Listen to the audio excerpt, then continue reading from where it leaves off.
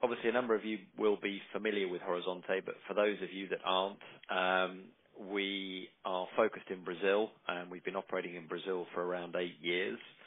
Our core asset has been the Araguaia ferronickel project. This is a combination of a discovery that Horizonte made back in 2011-12. We then consolidated with an adjacent discovery, Teck, Canada's largest mining company, had made. And then in 2016, we were able to acquire the northern part of the district from Glencore.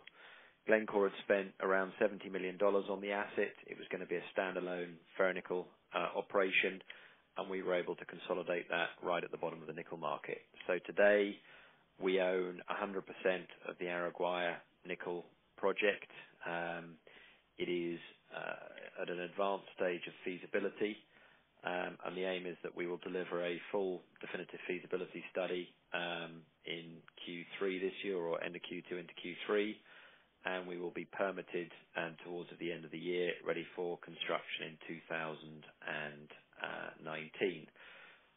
If you look at the pre-feasibility study economics, which are, I will put a caveat there, they're nearly 2 years old, but based upon $12,000 a ton nickel price, the project generated over $1 billion of free cash flow over the 28-year mine life after payback of capital. So it's a very robust asset. And then around 18 months ago, while the nickel prices were still trading at 12 to 14-year lows, we said, well, look, is there another asset around us that's within trucking distance of Araguaia? We identified the Vermelho project. Vale had spent, our estimate, over $200 million on the project. They approved the construction of the project back in 2005, and it was going to be the flagship nickel project for Vale. We were successful in negotiating this asset. We closed the transaction late last year and finalized in January this year. And Vermelho is a very high quality, high-grade, flexible resource. So it's an extremely good acquisition to the company. So what we have today is we have two advanced assets, Araguaia, which will produce ferronickel to go into the stainless steel market. And then we have Vermelho, which will produce nickel and cobalt, and that will be able to go into either the metal space or into the EV battery market. So we're a pure play nickel company. We've got over 2.5 million tons of contained nickel in the ground, over 100,000 tons of cobalt. It's one of the largest flexible resource bases in a public company today that's not in development. And we have significant value drivers that we're going to roll out going forwards. Looking at the announcement today, obviously since acquisition of Vermelho in January, the first milestone today was the release of the new 43101 mineral resource estimate. And what we wanted to do there, historically, Vale had used a much lower nickel cutoff, and they were looking at a large, low-grade operation, whereas we wanted to have a lower tonnage, high-grade operation and maximize those economic returns. So you can see there, we've got around 160 million tons grading at just over 1% nickel and 0.6% cobalt, giving you around 1.6 million tons of nickel in the ground and over 90,000 tons of cobalt in the ground. And this places Vermelho globally as one of the highest grade, largest resource bases out there today. The next phase of work, which we've just started, will be test work to show that you can take the mixed hydroxide product and upgrade that to produce nickel and cobalt sulfate of suitable grade and purity that can be used in the EV battery space. And that will be another big step to show that the product is amenable for that market. As well as being able to put the product into the battery market, the mixed hydroxide product can also go into the stainless steel market. So you've got the flexibility of being able to service both market bases with the product from Vermelho. And then later in the year, we will undertake an economic study, a PEA, looking at a smaller throughput operation to Valley with the aim of a much lower capital cost on the project. We obviously don't have the balance sheet capability to finance the levels that Valley were going to build this at.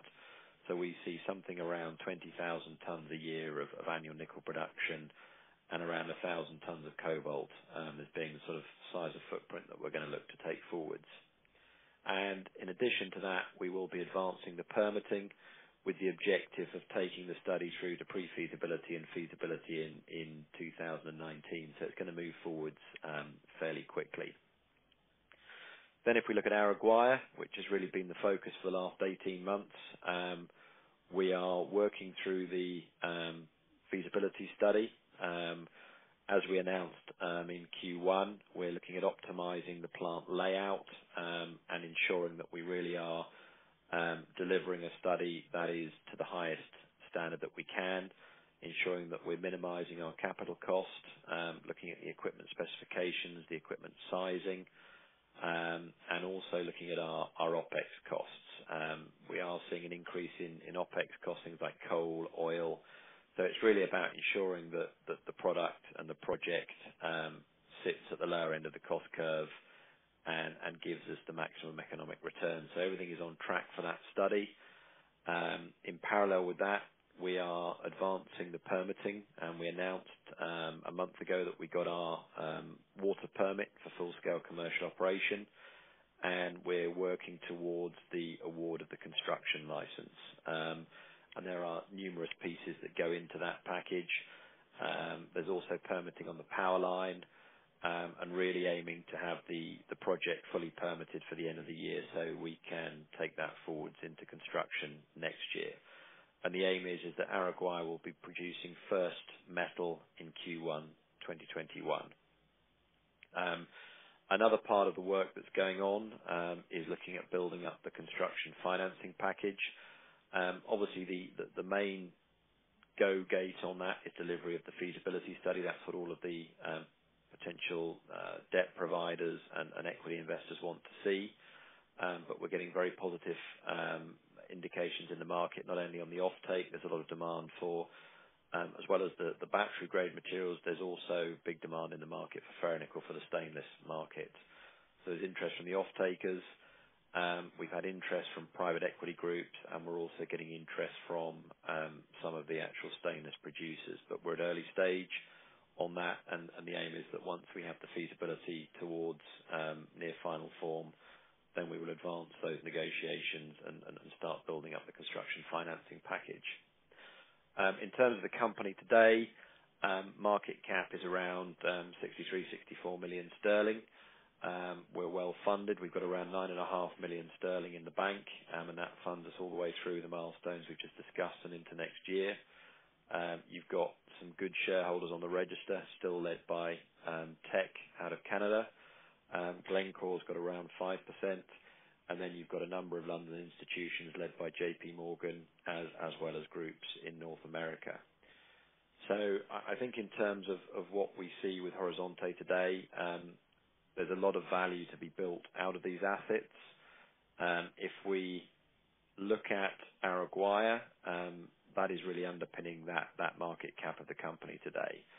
And I've talked about a comparative transaction previously, but it really is the main one to focus on.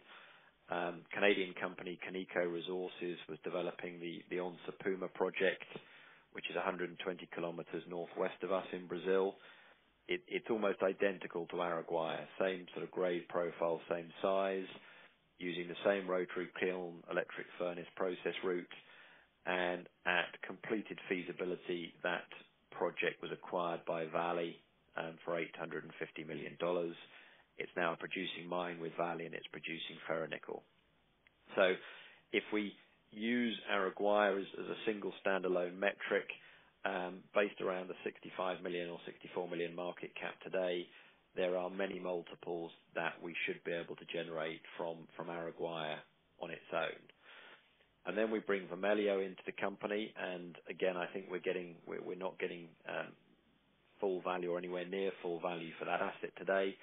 And part of that journey to building that value is putting these milestones down. So obviously today, the 43101 resource, then wrapping the process technology around it, and then adding the economics. And if we look at the peer group for the nickel cobalt companies, it's mainly being driven by the Australian market today, but the average across that peer group is around 100 to 150 million dollars.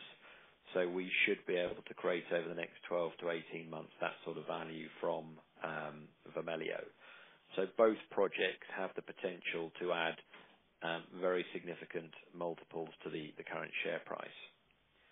If we look at the nickel market, we've seen nickel price climb through from mid-year last year through to today. We've been sort of around $14,000 a ton for the last couple of months, a little bit below that today.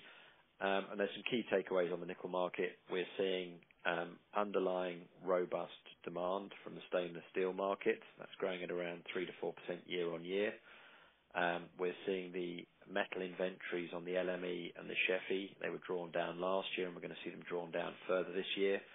And there are very few projects to go into the stainless market that are construction ready now. And I think if you look at the banks and the main price forecasting groups, they're all showing anywhere between $15,000 to $18,000 a ton over the next 24 to 48 months. So the nickel market is a very robust place to be in. And then on the cobalt side, we've obviously seen a very steep increase in cobalt pricing over the last 18 to 24 months, again driven by the EV battery market, also compounded by supply disruptions from the DRC. And we're also seeing, again, from the banks and price forecasters, robust price forecasting for cobalt going forward. So Horizonte today has the right product in terms of Araguaia and Vermelho. We're able to supply both markets, the metals market and the growth in the battery market. Araguaia is advanced, ready to produce first metal in Q1 2021, and we have a robust marketplace in terms of both the nickel and cobalt market. So I think timing and positioning is very well aligned to create significant value over the next 12 to 24 months in the company. So that really is a high-level overview, and if we're good, we can put this out to questions. Okay, thanks for that, Jeremy. That was a great overview. For anyone on the call that would like to ask a question, just do #1 on your handset, and you can ask a question. And in the meantime, I'll kick off with one that I've got, Jeremy. The recent Shard broker note sort of quotes a share price in the range of sort of 15 to 21p. And they're only factoring in the acquisition cost of Vermelho in that, I think, the 8 million. Where do you think the valuation gap is at the moment then between what the current market cap is and what the market are paying versus where the broker note is? Because to my mind, we should be well north of 100 million market cap now, really, for the level of de-risking and permitting that's been done on Araguaia alone. I would agree 100% with you, and it's always very difficult running these companies to pinpoint exactly where that valuation correction point comes, when it comes, and why it comes. But I think, to reiterate my last statement, we have the projects at the right stage of development. I think delivering the feasibility and the permits on Araguaia will be a big de-risking step, and that may well be that correction point. And equally, we've had a run in nickel. It's moved up fairly sharply from Q3, Q4 last year, Q1 into Q2 this year. It's come back a bit. I think if we see another lift up in nickel, that will also be a catalyst for driving the value into the company. Yeah, okay, thanks. I mean, I have a list of some questions from some PIs, but let's see if anyone wants to actually ask a question first. So if anyone does not want to ask a question, feel free. May I ask one, please? Yep. Yeah, in the RNS today, you said a significant portion of saprolite. Is that going to go into the feasibility study now for the Araguaia project? Yeah, good question. So obviously the Vermelho resource is made up of both limonite and saprolite. The limonite and a portion of the saprolite is amenable to going into the HPAL or mixed hydroxide route. And then the higher grade, lower portions of the saprolite, where really you get the good grades, would be amenable for the RKEF route that we're looking at in Araguaia. Yes, we will be looking at doing a trade-off to see how much of that material is amenable to going down to the RKEF plant. There's obviously the transport distance that's got to be factored into that, but we will look at that, and obviously the feasibility will define how much of that is potentially usable in the RKEF circuit. Well, thanks. Hi there. It's Gaj here. There was some indications that there was going to be offtakes discussion taking place later last year, but I suspect the Vermelho acquisitions kind of delayed that. But do we expect to see any offtakes prior to the BFS, or are we sort of leaving those negotiations until after?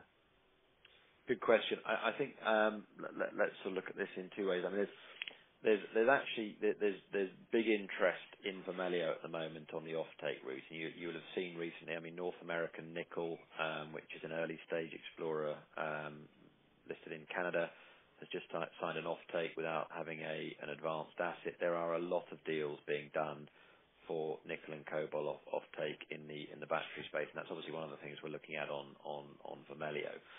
In terms of Araguaia, the reality is the offtake is probably the easiest part of the construction financing package to negotiate, because there are a lot of people out there that want to negotiate offtakes.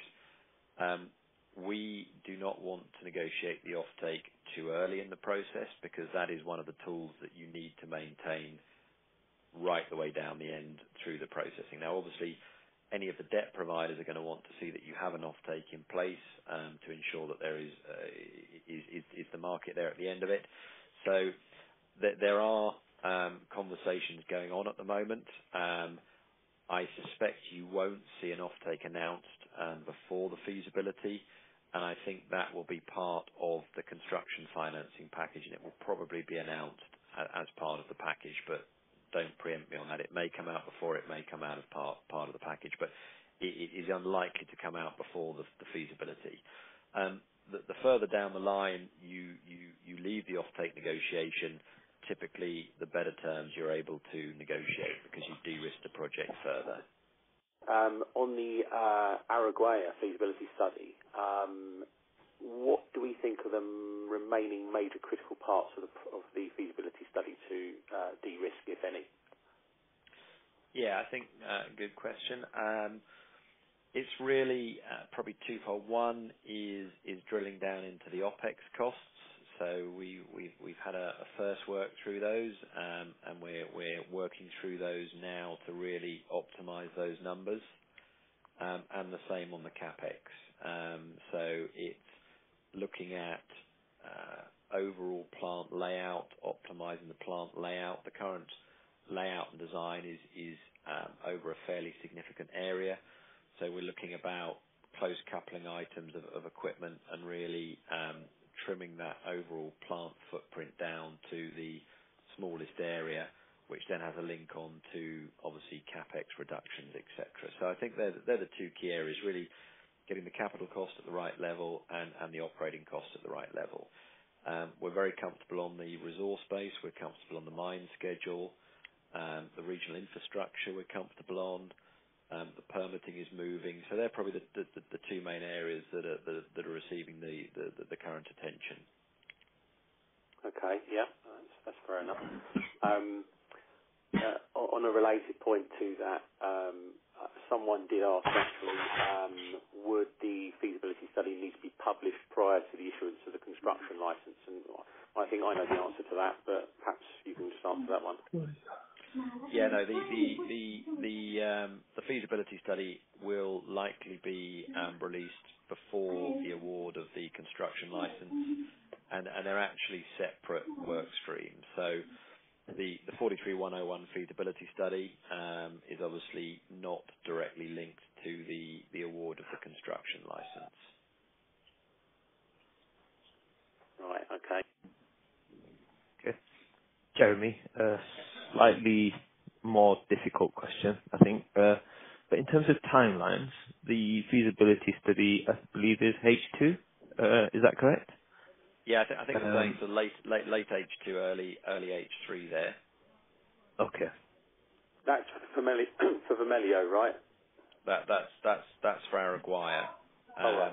And the Vermelho PA will be same sort of time frame, but later in Q3.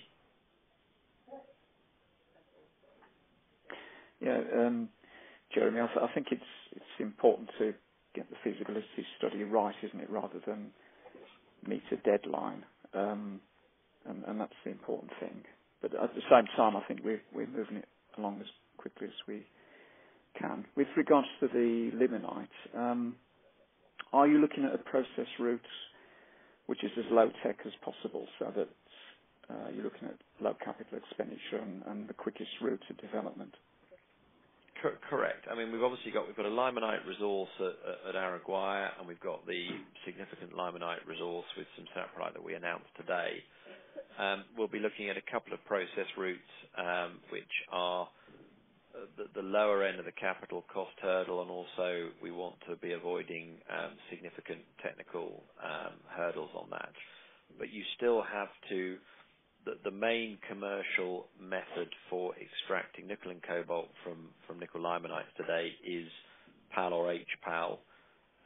It's had 15 years of being in the market, so the first generation projects were problematic, and that's where you had the big capital cost blowout, low ramp ups.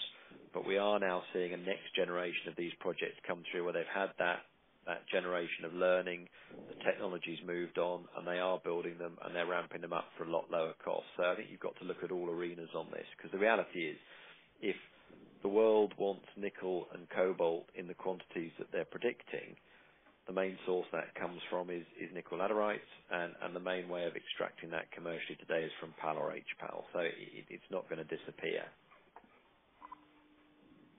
Okay, thank you. Sorry, Jeremy. With regards to the Araguaia feasibility study, you said late H2, early H3. Was that meant to be late Q2, early Q3? Yeah, sorry. Yeah, not H. That puts me into next year. Yeah, correct.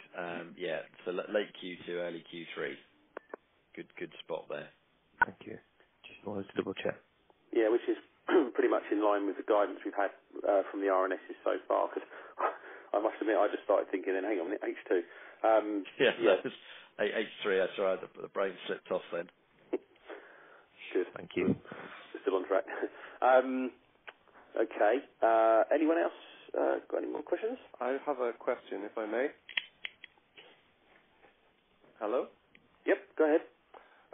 Yeah, I'm a very new investor, and so forgive me if this is a bit of an ignorant question, but with regard to Tesla's gigabyte factories, which he's rolling out, do you have any visibility on the sort of demand from that particular venture? I have to be honest, I don't. We're more focusing on rather than individual consumers, just looking at the broad market balance. Sure.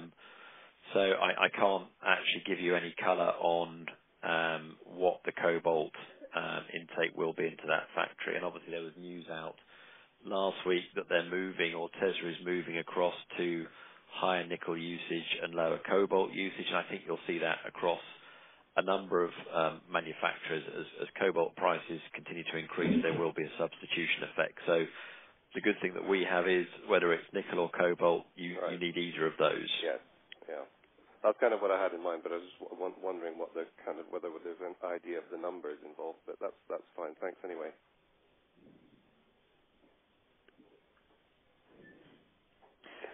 On the point of substitution, there's talk, isn't there, of there becoming two nickel markets, one for stainless steel and a separate one, a higher priced one for batteries.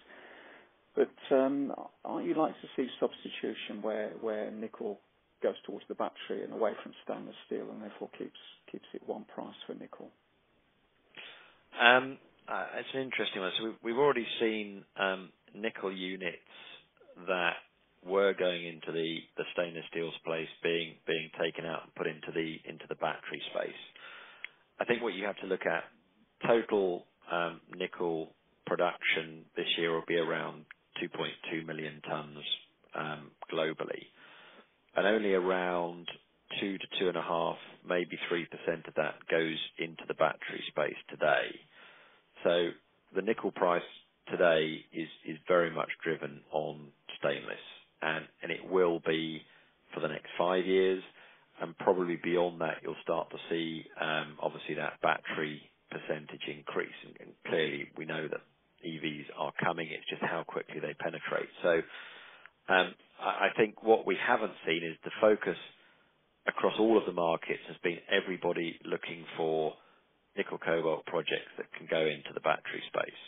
What we haven't seen is a big push for nickel projects that can go into the stainless space, and we're one of a very, very small handful of projects that are tailored to that market. And I think that's the neat thing.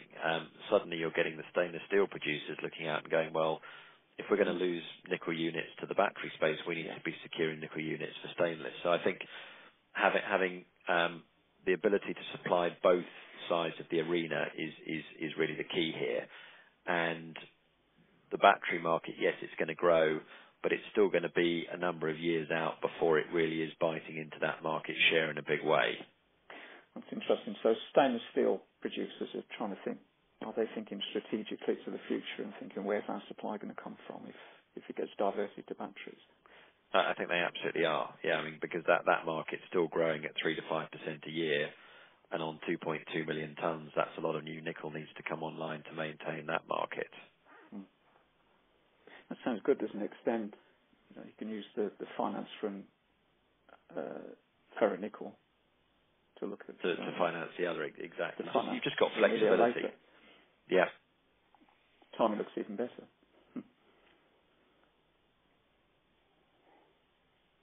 Jeremy, what do you think of the Wood Mackenzie long-term price for predictions for nickel around $22,000 a ton? And what are your C1 costs at Araguaia at the moment? Well, I think if you look at the pre-feasibility study numbers, you were at the lower quartile. So we'd obviously geared our cash flow model up to $12,000 a ton, and that was generating you $1 billion of free cash flow over the 28-year mine life. So if you double that nickel price, there's obviously going to be an increase in OPEX, but you are going to generate a significant amount of money. So I think if you look at coming online in Q1 2021, that sort of corresponds with the market forecast numbers being, let's say, in the 15 to 20 range. It means that your payback becomes a couple of years, and you are potentially in the arena of paying a very strong dividend and being a very strong cash generative vehicle. And in that price environment, that may allow you to put a second process line in at Araguaia and double your nickel production, and also, as we discussed earlier, potentially finance the second operation if that's not already being developed. So it just means that you can move forwards quickly and you can generate a lot of free cash flow. Sounds like extremely robust economics at even these levels as well. I think nickel hit about $16,000 a ton about a month ago.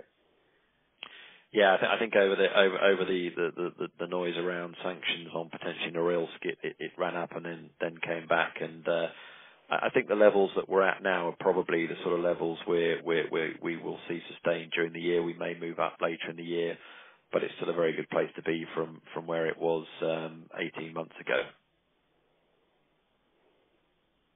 Thank you, Jeremy. So obviously, Jeremy. Jeremy, carry on. So Jeremy, it's Craig Nicol. I just wanted to ask a couple of questions, if that's okay. Perfect. Yeah, hi. The first one really is in terms of the the market for nickel in the next couple of years? Is there anything that's dormant that you see coming online? Is really the first element, and then I guess the second element is, at what time do we see the sort of the market stock level being at a point where, obviously the market's in deficit now and stocks are declining, but is there a forecast for when these stocks will actually be depleted? I think in answer to the first question, there are a number of operations, and actually Wood Mackenzie have this data. There are a number of operations that are either mothballed on care and maintenance or were closed when prices sort of collapsed over the last 24 to 36 months. Now, some of those will come back online, but they're relatively small producers. If you look at what went on to care and maintenance in Brazil, they produce maybe 7,000 to 10,000 tons a year. A lot of, Ravensthorpe has been offline. Whether that will come back online, that needs some fairly major capital investment to get that up and running again. And if you look at stainless running at that 3 to 5 a year on 2 million tons, that's a fairly significant amount of nickel that needs to come from new operations or restarts. So I think even modelling in all of the potential operations that can come back online, and it's not that many, you still don't meet that requirement for new nickel. Then you move into greenfields projects, and again, a typical greenfield nickel project of the scale of Araguaia is 8 to 10 years development cycle from when you make the discovery, put a resource out to actually start producing. And we're about 6 years into that journey. So if you're not doing that work now, it's not going to come online till 6 to 8 years down the line. And there are very few big greenfields projects. There are some in Indonesia, but outside that it's pretty limited. So there isn't anything that can suddenly switch back on and flood the market overnight. You obviously got the Chinese nickel pig iron market, which is still there, still growing, but I think that's moving up the cost curve. And also a lot of these operations that went offline are much higher cost operations because they're either low grade or they've got complex metallurgy or they're old operations. So the cost in actually restarting them is going to be high. So hopefully that answers the first part of the question on what is out there.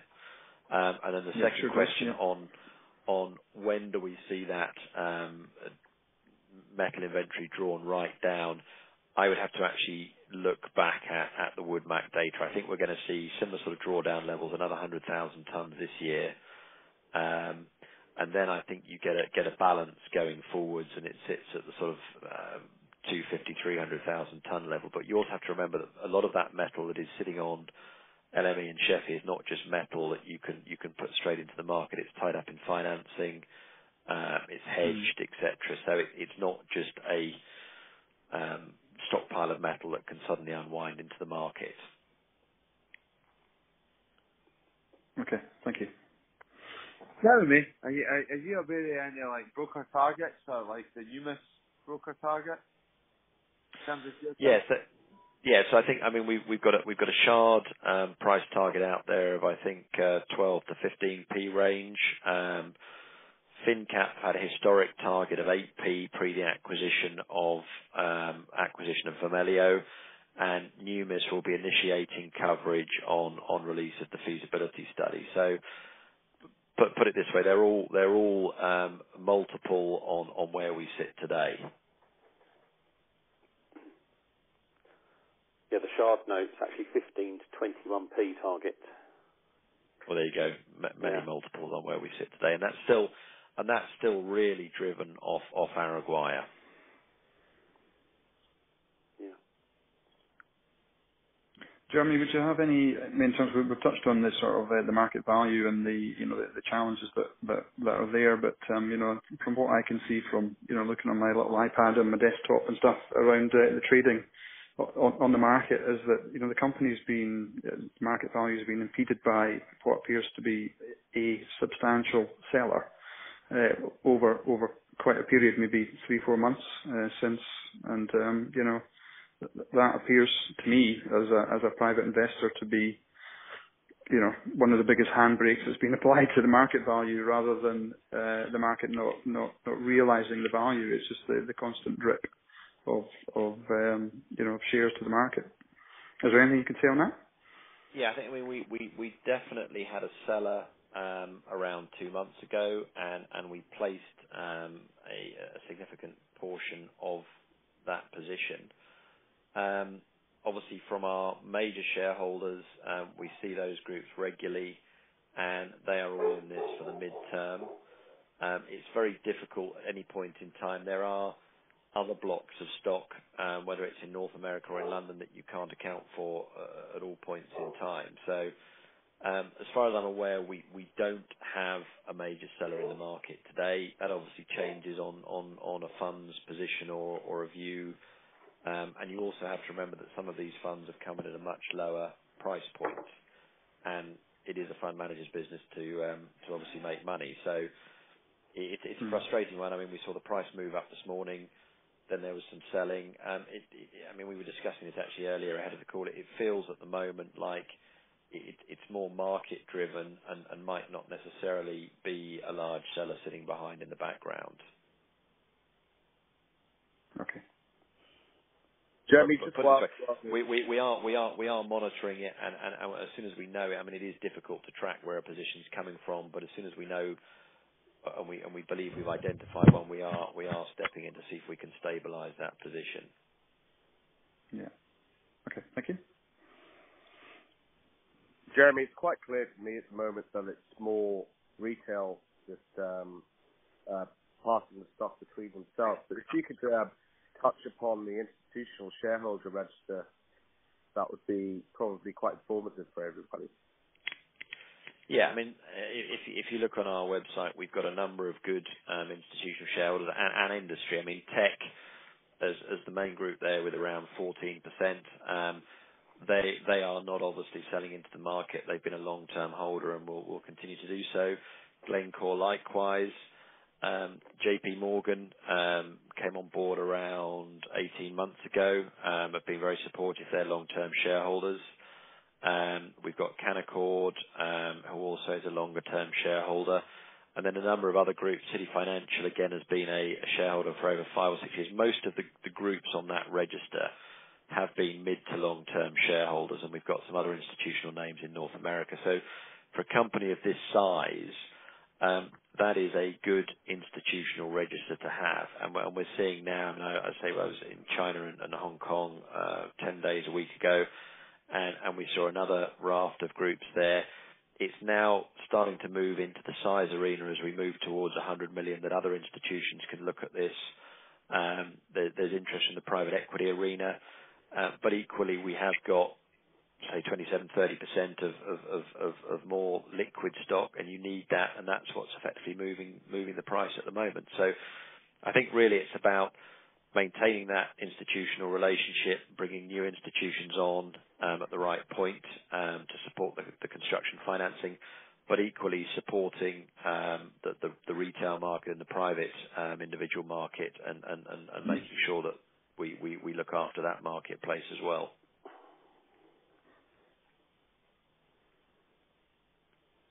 Thank you. So I think we're getting towards the end of the call. I just wonder, Jeremy, in terms of news flow, what can we? It's obviously a big year for Horizonte, and we've got the feasibility coming up, mid-year. What else can we look forward to on the news flow front from the company, specifically maybe on Vermelho and that sort of testing for the battery products? Yeah, so I think we've broadly laid out the kind of the news for the year in our operational update at the end of Q1. So obviously the MRA mineral resource estimate we've delivered today on schedule. We aim mid-year for that test work on and around Vermelho on the nickel cobalt sulfate, and then later Q3, obviously the economics around the project. Araguaia feasibility study. Additional news on permitting, and then obviously moving into the construction financing, which has the whole raft of news around offtake, strategic partners, advisory around the mandating for the debt, and all the things that are associated with moving a project towards the construction phase. So you're going to get team alterations as you move into that build phase. So I think it is going to be a busy time, lots of news flow, and hopefully we can start to get the valuations that we all want. Thank you. I don't know if there's any final questions. Jeremy, you're talking about like an exploration to production phase there. How likely is it that you would get bought out before you actually get anywhere near that production phase? Interesting. Well, I'll kind of polish up my crystal ball on that one, but no, I think our focus is to take the asset through to production. But obviously, we've talked about Conoco Resources. That was acquired for $850 million at completed feasibility. If we look in Europe, we saw Reservoir Resources was acquired by Nevsun. You've seen Avanco in Brazil was acquired on production. It's very difficult to see where things go and what comes out of the woodwork. But our driver as a board and management team is to create value for you as shareholders. Okay. I think we're probably about to wrap it up. So Jeremy, maybe just as a last final word from yourself, could you just give us a quick sort of summary of why new investors or existing investors should sort of invest more money into Horizonte at the current market cap? Absolutely. I think there's three key reasons. Number one, the company has two high quality, high grade, scalable, flexible resources in Araguaia and Vermelho. You can provide product to cover the whole nickel space, whether it's the stainless steel market today or future growth in the battery market. You have a well-funded, well-supported cornerstone vehicle in terms of the shareholder register that we've talked through. And finally, the product that we have, i.e. the assets, are coming into a market which is at the right stage, the nickel and cobalt market. The fundamentals are compelling in terms of demand, supply, and lack of product and projects. So I think all of those three factors at the current price point of the company make this a fairly compelling investment opportunity. Okay, thank you. All right then. Thank you all very much, and obviously keep you updated as we move forwards.